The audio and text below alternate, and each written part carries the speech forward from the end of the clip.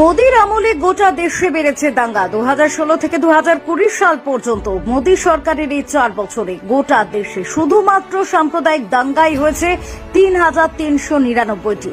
সবচেয়ে বেশি দলিত নির্যাতনের শিকার হয়েছে উত্তরপ্রদেশের দলিতরা। যে রামরাজ্য নিয়ে গর্ব করে বিজেপি, ঠিক সেই রামরাজ্যে সবচেয়ে বেশি দলিত নির্যাতিত হয়েছে।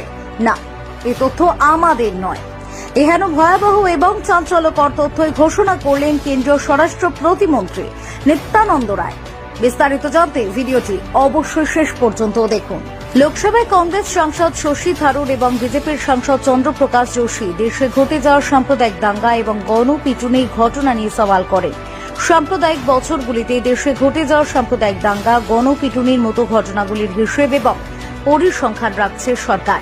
তার প্রশ্ন তোলেন এই ব্যাপারে, আর তার জবাবে এই সম্পর্কিত বিশদ পরিসংখ্যান তুলে ধরেন কেন্দ্রীয় স্বরাষ্ট্র প্রতিমন্ত্রী। তবে দাঙ্গার হিসেব দিলেও গণপিটুনি